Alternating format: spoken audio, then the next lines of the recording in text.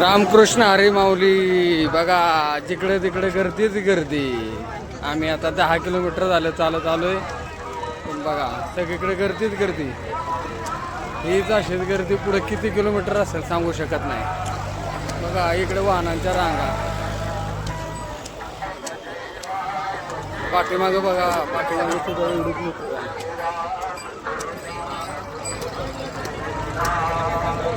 सगळीकडे गर्दीच गर्दी.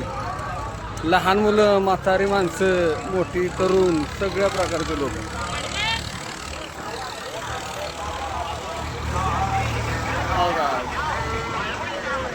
हे ट्रक, त्याच्यामध्ये दिंडीचं साहित्य वगैरे असतं.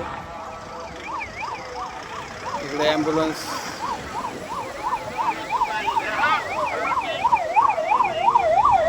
आणि लाखोंचा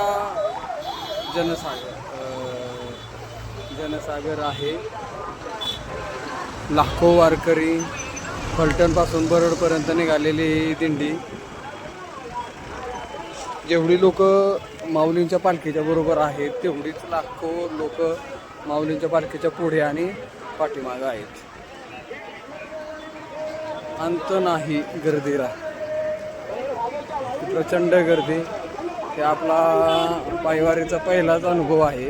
आणि एवढ्या लोक येतात की इतके वयस्कर लोक असतात की त्यांचे जरी पाय दुखत असले तरी चालतच असतात. बघा भाविक बसले तर आराम करतात, विसावा.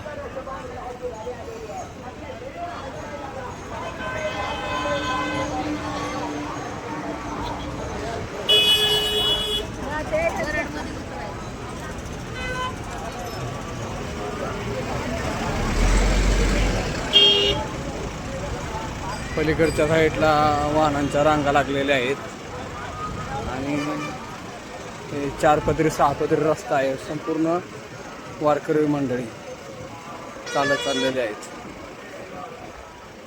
कितीतरी लोक अन्नदान करतात, पाण्याच्या बाटल्या वाटतात. ज्याला जसं जमल तसं प्रत्येकजण आपापल्या परीने अन्नदान करत असतो. आणि खरंच माणसाने आयुष्यात येऊन एकदा तरी वारीचा अनुभव घेतलाच पाहिजे. कारण वारी काय असते हे वारीला आल्यानंतरच समजतं. समोर रथ दिसतोय. हजारो लाखो दिंड्या आणि त्या दिंड्यांमध्ये असणारी लाखो भाविक तुम्ही बघू शकता की आपण कल्पनाही करू शकत नाही.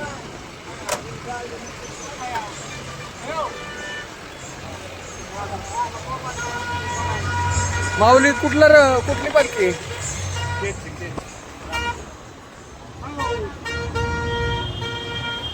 बघू शकता.